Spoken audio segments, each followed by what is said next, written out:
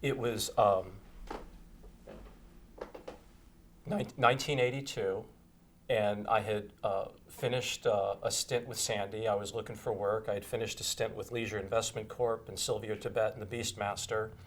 And I was going into Sandy's offices about once a week, mostly so I could get the free food out of the refrigerator and check and see if anything was coming up.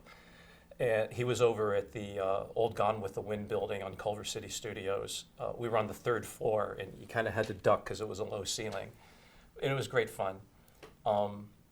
And I get the phone call again. These guys don't ever sleep. It's 6 o'clock in the morning on a Thursday, and Sandy calls me up, and I always have the same answer. He says, "Are you up?" I said, "Yeah, I had to get up to answer the phone." What do you want? And Sandy, he literally made his phone calls in the bathroom on the Crown. So, I mean, I know what I'm dealing with on the other side of the phone.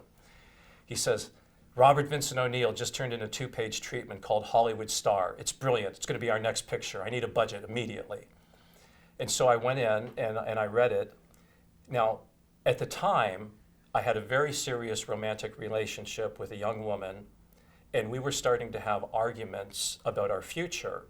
And we were coming to the realization that we weren't going to really be a pair that could come on forever, because I thought that we should have a son and that he should attend the University of Notre Dame, and she thought that we should have a daughter and she should never go to a Catholic university.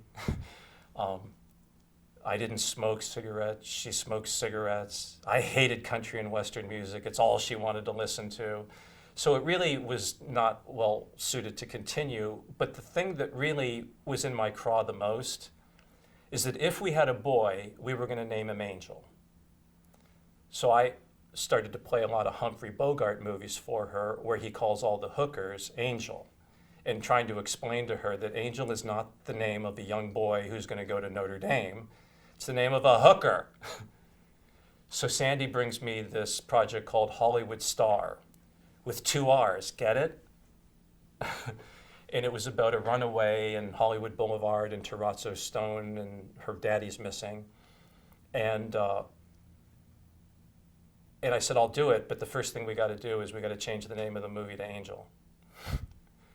And Sandy goes, "It's brilliant. That's brilliant." And Tootsie was just coming into release. And Sandy, it took us 2 years to actually get the movie going. So by the time we photographed, it was 83. And I ended up setting up the deal at New World. When Sandy gave me all the references to be head of production at New World, and Roger Burlage invited me, and then Sandy met with the owners and said, "This is why you should hire him," and made the argument to pick me over a field of candidates with years more experience than I did. And I got the gig. I thought the first thing I should try and do is his movie, Angel. And I had an outside contract with it that let me produce it while I had my job, and got to make a couple extra bucks, and everybody wins.